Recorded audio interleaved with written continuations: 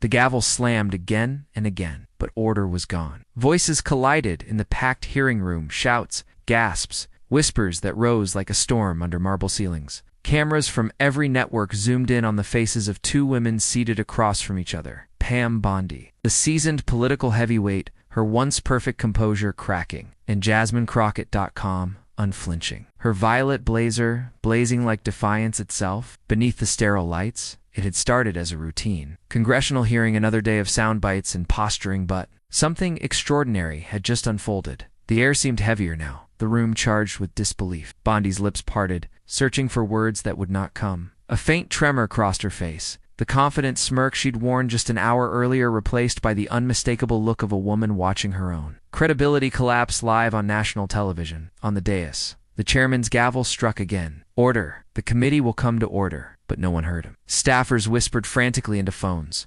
Reporters in the back exchanged wild glances, their fingers flying across keyboards. Every camera light was locked on Crockett, who sat motionless, poised, focused, almost serene amid the chaos. Moments ago, Bondi had dominated the floor, wielding her voice like a weapon, her words laced with arrogance and certainty. She had come prepared to humiliate the freshman representative from Texas, to turn her into a headline about inexperience and overreach, but now the roles had reversed completely. The veteran appeared small beneath the glare, while the newcomer radiated quiet control, her silence more powerful than any rebuttal. Aides rushed to Bondi's side, whispering, gesturing toward the exit, but she refused to move. The hearing had not yet been adjourned. Not yet. Around her, the audience of lawmakers, journalists, and staff sat frozen in that rarest of Washington moments, the instant when pretense collapses and truth fills the void somewhere. A C-SPAN microphone caught the faint shuffle of papers as Crockett gathered her notes. She didn't smile. She didn't gloat. She simply looked across the table,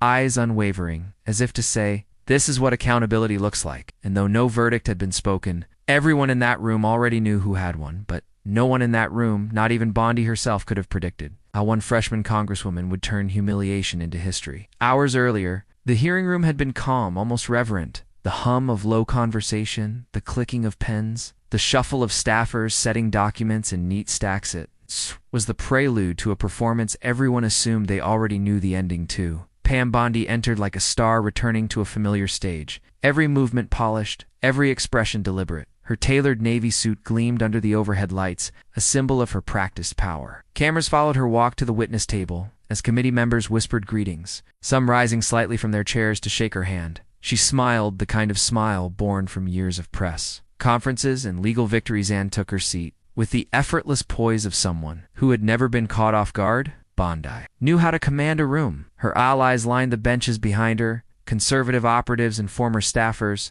their smirks faint but unmistakable. They were here to watch her dominate, to see the freshman congresswoman from Texas put in her place. Bondi's confidence was not arrogance, she told herself, it was experience. Decades in courtrooms, on television panels, and in the public eye had taught her that the appearance of control was half the battle. She adjusted her microphone, leaned forward slightly, and began greeting members with a warmth that felt rehearsed. When she finally glanced toward Jasmine Crockett, seated several chairs away, her gaze lingered just long enough to register polite curiosity before moving on. In Bondi's mind, Crockett was a political novice, a headline-hungry newcomer. A single exchange would be enough to expose her as such. Across the table, Crockett prepared in silence. No entourage, no theatrics. Just a slim binder, a notepad, and a pen. She kept clicking absently as she reviewed her notes. The purple blazer she wore seemed to hum with its own energy, bold, unapologetic, but not ostentatious. She had arrived alone, without the practiced choreography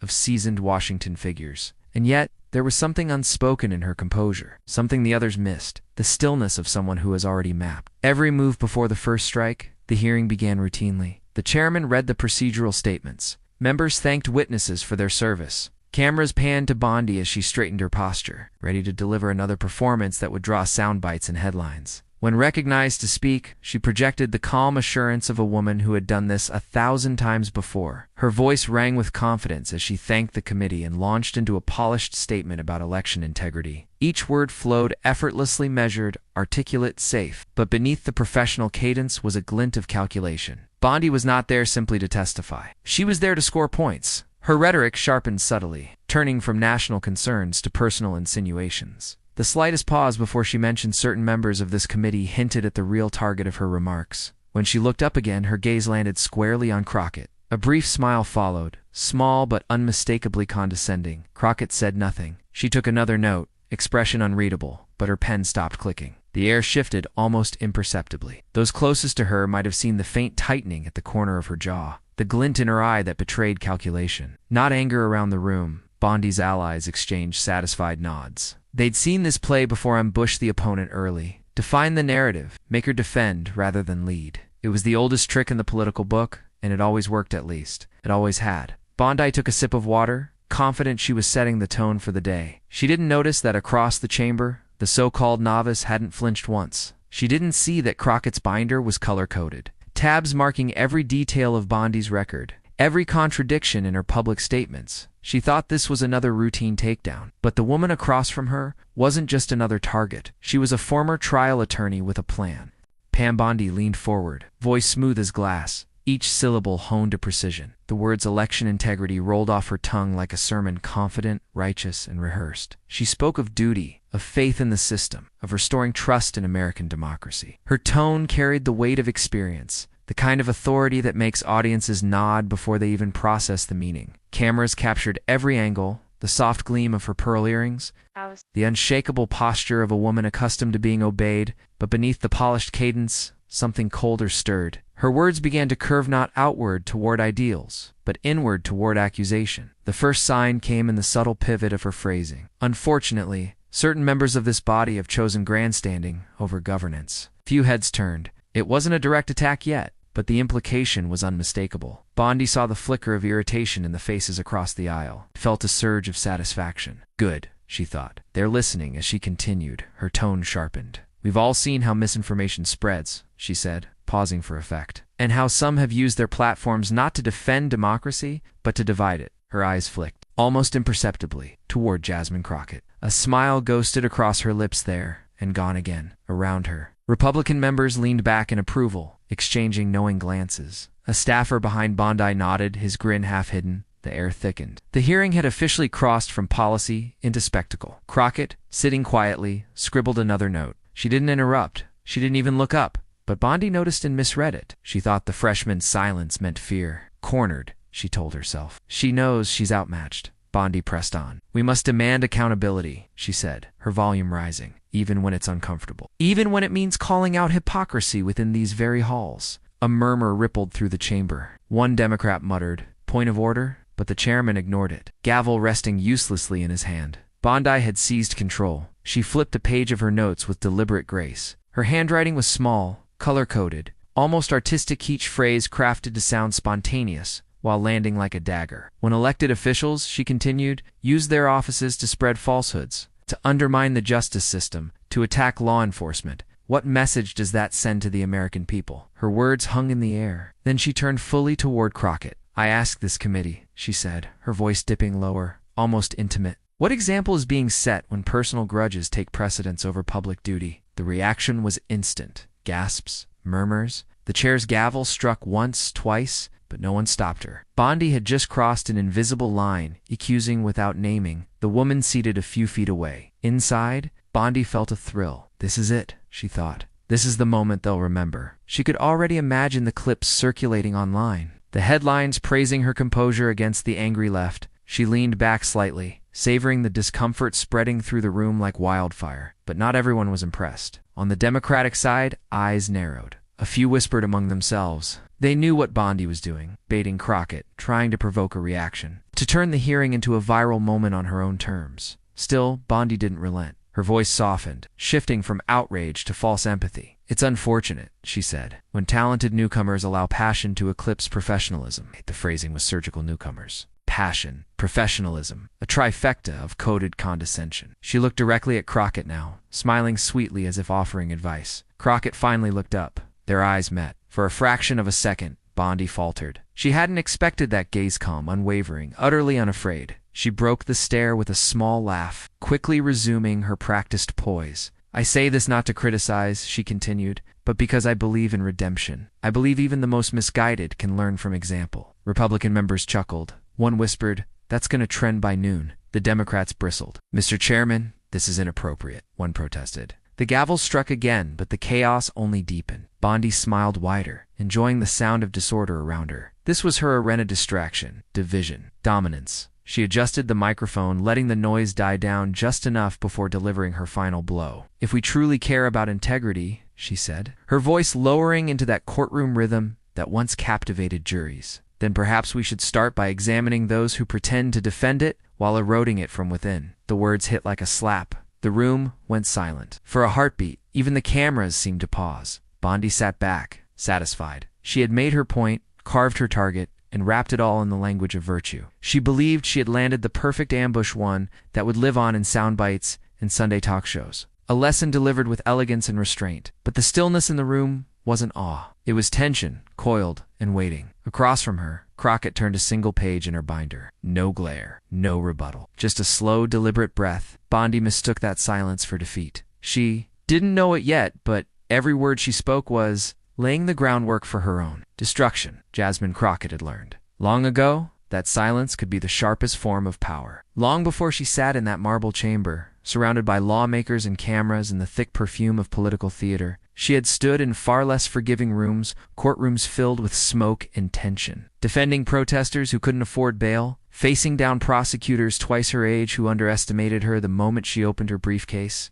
There was a rhythm to those battles. Let them speak first. Let them burn through their confidence. And then, when the room grows tired of arrogance, cut through it with truth. That rhythm hummed inside her now as Pam Bondi's voice echoed off the wood-paneled walls. Jasmine didn't need to match that energy. She just needed to outlast it. She sat perfectly still, posture straight, eyes forward, pen balanced loosely between her fingers. The purple blazer she'd chosen wasn't an accident. It was armor. It signaled everything Bondi could never understand: boldness without apology, femininity without compromise, presence without permission. She could feel the cameras drifting her way now and then, searching for a reaction, but she gave them none. Instead, her mind flickered back to Dallas's streets, where she first cut her teeth as a civil rights attorney. The heat of summer protests, the chants for justice echoing between buildings. The faces of people who came to her, not because she was famous, but because she was the only one who would listen. She remembered walking into court with tear gas still clinging to her clothes, defending the right to speak when others wanted silence. She hadn't come to Congress for fame. She had come because she'd seen what happened when ordinary people didn't have someone in the room to speak for them. And now, here she was, staring across a table at a woman who had made a career out of wielding power like a shield. Bondi's monologue finally wound down, her voice sliding into that self-congratulatory tone politicians used when they thought they'd won. Laughter rippled faintly among her allies. The chairman looked relieved, already preparing to move to the next question. Jasmine turned a page in her binder. Every note, every tab, every citation was there for a reason. Not a single word she would say later would be spontaneous. This wasn't emotion. It was preparation disguised as calm. Inside, her heart beat steadily, not from fear, but focus. She had learned in the courtroom that people who shout are usually losing. Bondi's voice had risen. That told her everything she needed to know. Her colleagues on the Democratic side glanced her way, uncertain whether she'd respond or let it pass. But she wasn't thinking about them. She was thinking about the young activists who'd once huddled in her office after a night of protests, asking her why truth never seemed to win the way it should. It does, she had told them, just not always right away. That was what today was for. Bondi adjusted her papers again, stealing a final glance toward Jasmine, as if daring her to speak. Jasmine didn't take the bait. She let the silence stretch long enough for Bondi's smirk to flicker, long enough for the cameras to refocus, sensing something building beneath that stillness. Inside Jasmine's mind, every insult Bondi had dropped was being cataloged, not as offense but as evidence. She had been trained to dissect arguments, to find the weak seams beneath the polish. Bondi had just handed her a list of them, wrapped neatly in self-assured rhetoric. What most of the room missed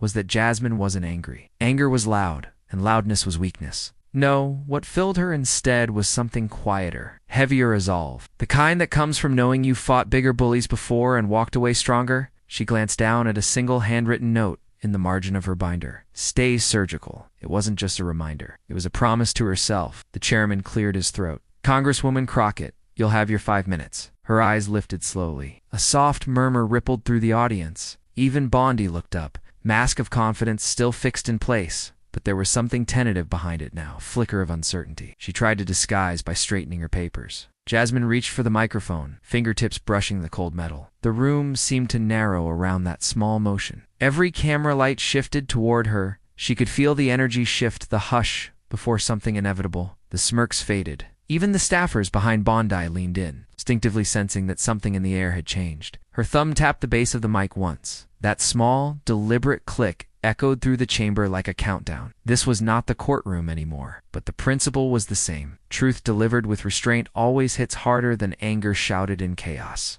She exhaled once, slowly, the kind of breath that empties the noise, clears the clutter, and leaves only purpose. Across from her, Bondi crossed her arms, chin raised. Jasmine watched the movement without emotion, clinical, detached. Like an attorney studying a witness who didn't yet realize she'd already contradicted herself. This wasn't just another debate. It was a reckoning, one that had been quietly building since the moment Bondi assumed superiority. For the first time all morning, Jasmine smiled barely. It wasn't defiance. It was readiness. Every insult, every insinuation, every calculated jab had only sharpened her focus. And now, with the weight of the room pressing inward, the cameras poised, and the gavel waiting to strike, she felt the calm spread through her like a current dot. It wasn't fear that held her still. It was certainty. And when the gavel finally gave her 5 minutes, the air itself seemed to hold its breath. The microphone caught the faintest crackle as Jasmine Crockett leaned forward. Her voice, when it came, was steady, low, precise, deliberate. No theatrics,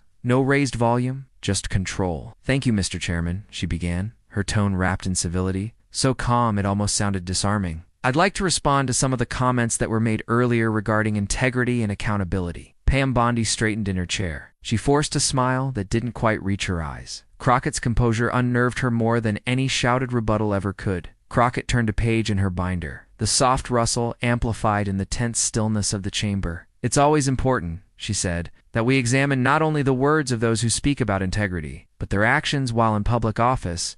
Her gaze lifted briefly, locking with Bondi's before returning to her notes. For example, in 2013, then Attorney General Bondi's office received a political donation from the Trump Foundation, a donation totaling $2,500. A low murmur rippled through the room. Bondi's allies shifted in their seats, exchanging uneasy looks. Jasmine continued, undeterred. "That donation," she went on, "was made just days after her office reportedly considered joining a fraud lawsuit against Trump University." She paused. "And soon after receiving that donation, her office decided not to pursue the case." The words landed like the first crack of thunder, gasps, shuffling papers. The chairman's gavel struck once, an attempt to restore order, but the damage was done. The silence that followed was thick, alive with disbelief and the faint hum of live microphones feeding it to the country in real time. Bondi's smile froze. Her fingers tightened on her pen, knuckles whitening. "That's a distortion of," she began, but Crockett didn't raise her voice. She simply continued speaking, her tone unchanged. "The facts are public record, Madam Chair. The donation is documented by the IRS.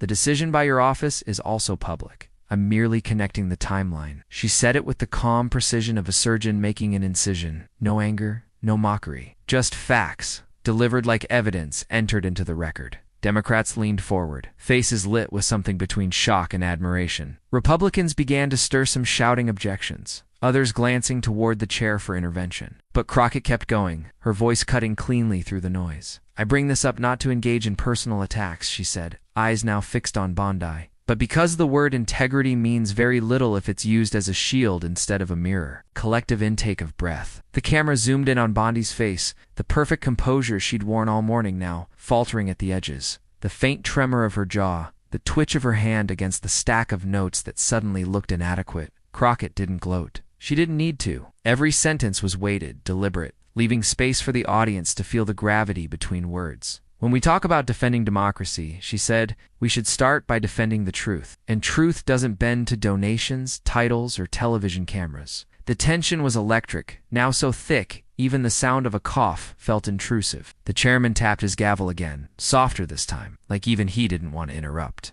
Bondi tried to recover. "Congresswoman, you're implying corruption?" Crockett turned a page, eyes still on her binder. "I'm citing documented facts," she replied, each word clipped with quiet precision. "The implication comes from the record, not from me." Her calm was devastating. Every attempt Bondi made to interject only magnified the imbalance. The power in the room had shifted, and everyone could feel it. A Republican member called for decorum. Another tried to pivot back to the hearing's agenda, but the audience's focus had locked on the two women, the polished veteran unraveling, the freshman in command. Crockett paused, letting the silence stretch again before speaking once more. "Public service," she said softly, "isn't about how loudly we demand respect. It's about earning it through consistency, through transparency, through the choices we make when no one's watching. The words echoed like a closing argument, even through the static of broadcast microphones. The conviction in her tone was undeniable. Bondi looked down at her notes, flipping through them aimlessly, as if searching for a line she could use to reclaim control. But there was nothing left to say that wouldn't sound hollow. Jasmine closed her binder slowly. "That's all, Mr. Chairman," she said, voice barely above a whisper.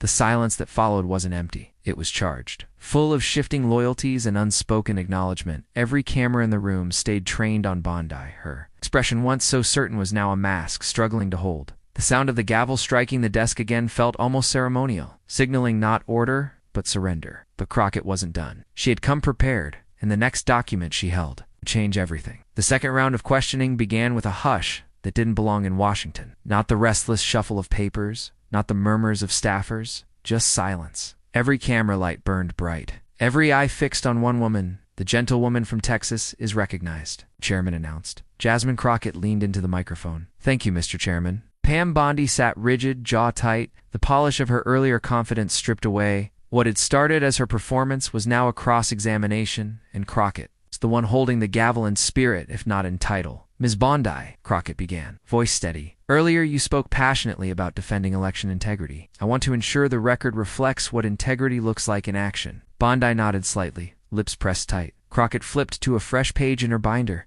"During your tenure as Florida's Attorney General, you often cited voter fraud as one of your core concerns, correct?" "That's correct," Bondi said, trying to reassert her poise. "And in those 8 years, how many cases of voter fraud did your office actually prosecute?" Bondi hesitated. I don't have that number in front of me." Crockett didn't blink. "Would it surprise you to learn that the number is fewer than 5? Gasps rippled through the chamber again. Bondi shifted. "There weren't many credible cases," she replied quickly. Crockett tilted her head slightly. "And yet, during that same period, there were multiple complaints of voter suppression and predominantly minority districts, complaints your office declined to pursue. Why the difference in urgency?" The question landed like a pin dropped in glass. Bondi's mouth opened, closed. The chair glanced nervously toward his staff, but no one interrupted. Crockett continued, her voice still calm, still cutting. "Integrity, Ms. Bondi, isn't just about which laws we choose to enforce. It's about whose rights we choose to protect." Bondi's allies began fidgeting. Her legal counsel leaned in close, whispering rapidly. But Crockett wasn't finished. She raised another document. "You've claimed repeatedly that you've always stood for fair elections. Yet in multiple media appearances following the 2020 election,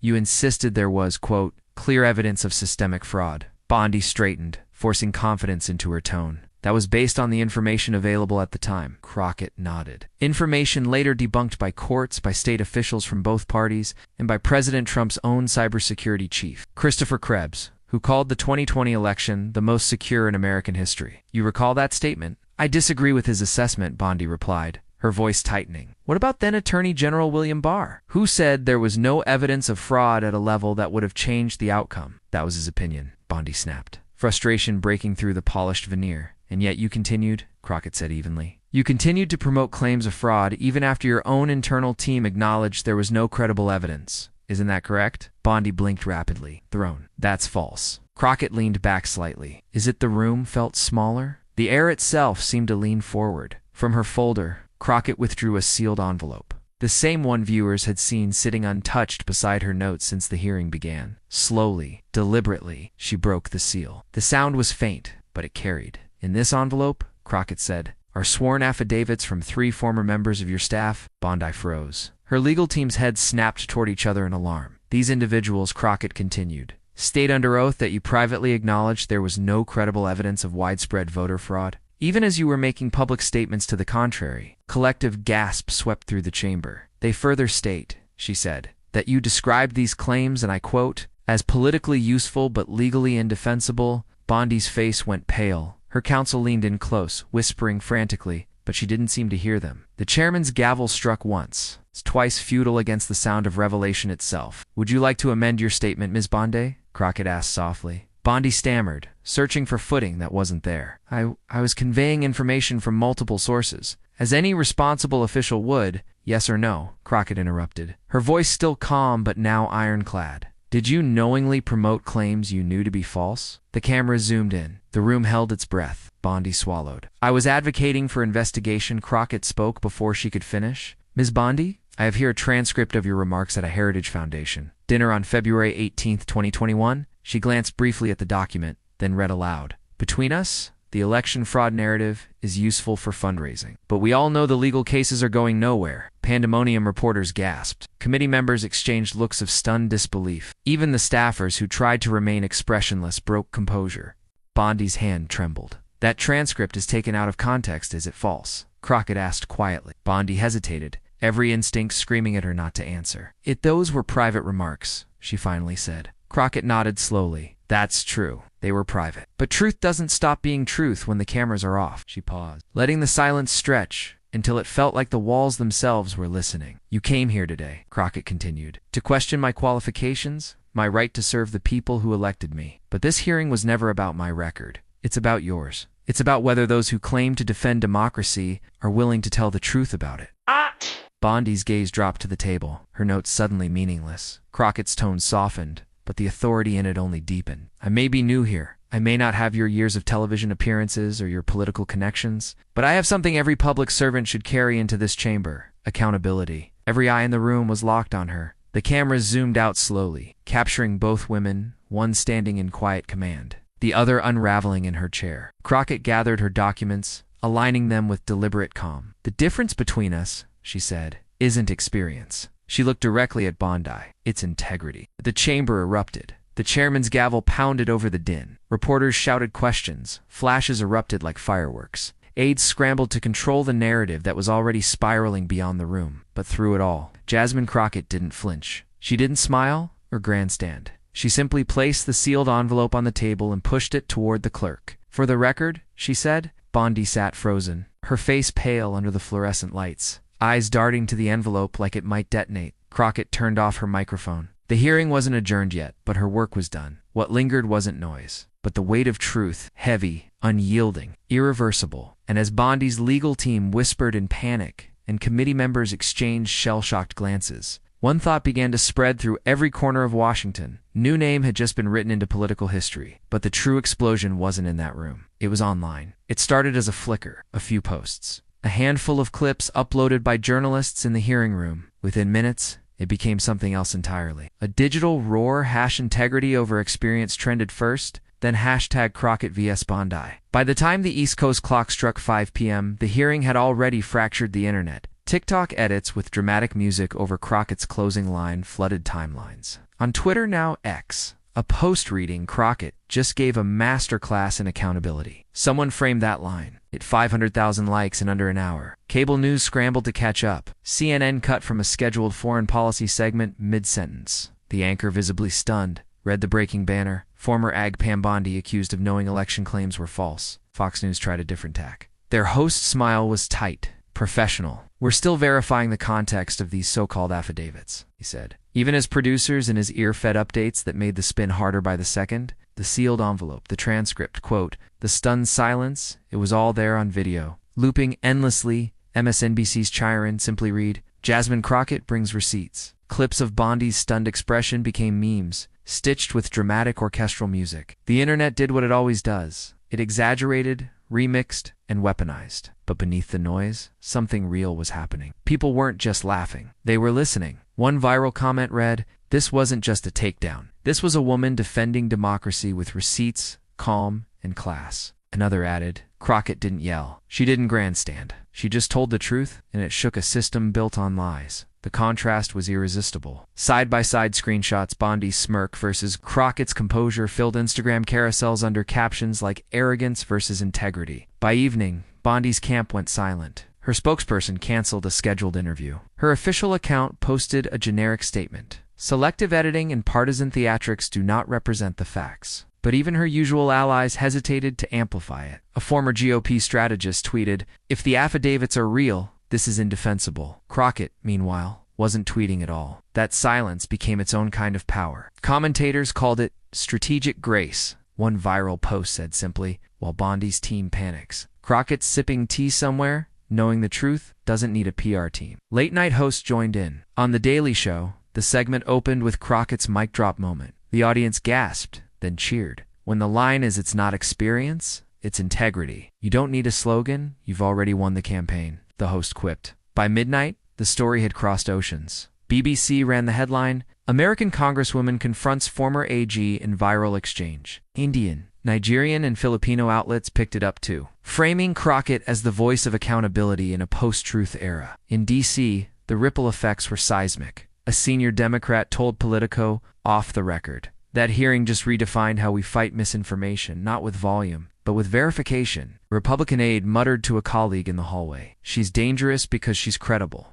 On Reddit, a top post read, "This is why representation matters." She knew that losing her cool would have made headlines, so she stayed surgical. Thousands of comments followed, dissecting every word, every pause, every glance. The moral weight of the moment expanded far beyond the hearing. Teachers played the clip in classrooms as an example of rhetorical composure. Law students broke it down frame by frame. Commentators called it a digital Nuremberg for disinformation. Bondi's world, meanwhile, collapsed in slow motion. Speaking gigs quietly vanished. A legal ethics group announced it was reviewing new information regarding statements made under oath. The foundation that once proudly listed her as an advisor quietly scrubbed her name from its website. Yet amid the chaos, Crockett's rise felt almost mythic. Not orchestrated, not branded, organic. Ordinary people shared her story like folklore. "She reminded me of my mom," one post read. Grace under fire, truth under pressure. Even her critics grudgingly admitted she'd changed the energy. Conservative columnist Megan O'Rourke wrote, "Crockett exposed a vulnerability in the GOP playbook. Facts delivered with dignity are harder to dismiss than outrage shouted in return." As dawn approached,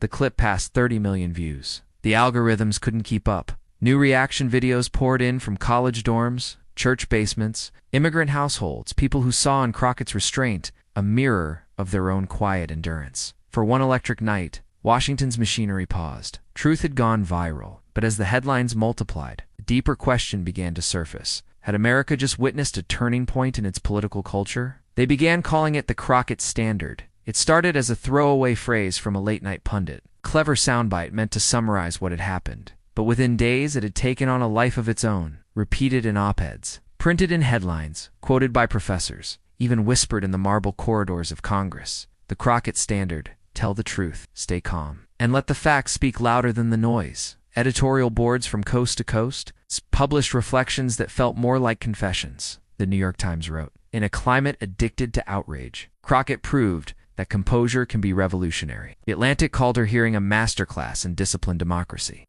Even conservative outlets admitted, through gritted teeth, that she did what many politicians failed to do: she made truth viral. In talk shows and college forums, analysts debated whether America had reached a turning point. Could this be the beginning of something new? A politics grounded not in theater, but in principle? A CNN anchor mused on air, maybe integrity still moves people. Maybe that's the story here. Meanwhile, Crockett avoided the spotlight. When reporters asked how it felt to break the internet, she smiled faintly and said, "I didn't come here to be famous. I came here to serve." It was that humility that sealed her legacy. While the country dissected her words like scripture, Crockett was back in her district office, meeting with teachers, small business owners, and students who'd stayed up all night watching her clip on their phones. "You made us proud," one elderly veteran told her, voice breaking. "You reminded us that truth still has defenders." She thanked him quietly and kept working. No victory tour, no book deal. Self-congratulation, just the same deliberate focus that had guided her through the storm. Bondi, by contrast, faded into the static. A once familiar face on primetime panels, she disappeared from television entirely. Invitations dried up. Former allies stopped returning calls. For a woman who had built her brand on being unflappable, the silence was brutal. Some said she was regrouping. Others said she was finished. Either way, the lesson was clear. Arrogance ages fast in the glare of exposure, and so the Crockett Standard became shorthand for something larger than a single exchange. Political science professors added it to Salaby under modern accountability in the digital era. Activists used it as a rallying cry. Hashtags turned into t-shirts. High school debate teams cited Crockett's composure as an example of ethical persuasion. It wasn't about party lines anymore. It was about tone, truth, and the courage to stay calm when provoked. For millions watching from afar, immigrants, young voters, first-time participants in democracy, the moment carried something personal. It said, "You can be both fierce and fair. You can fight for justice without losing yourself." In an age where shouting had replaced listening, Crockett had reintroduced silence, purposeful, potent silence as a weapon of integrity. Commentators called it a recalibration of civic emotion. Psychologists wrote essays about the dopamine of dignity Churches and community centers replayed the clip, not for its politics, but for its principle. The woman who entered that hearing as a freshman, Congresswoman, had emerged as a symbol not of defiance, but of discipline. And yet if you asked Jasmine Crockett, she'd shrug off the title. Standards aren't meant to glorify a person, she told a local radio host. They're meant to remind us who we should all be when the cameras are on, and especially when they're not. Her voice steady as ever carried the quiet authority of someone who had learned the difference between noise and truth. Because in the end, history doesn't remember who shouted loudest. It remembers who stood firm. And as Washington recalibrated, staffers whispered a new mantra under their breath before every hearing, every interview, every public statement: keep it Crockett level honest. But Crockett's impact didn't end with Bondi's downfall. It changed how Washington works,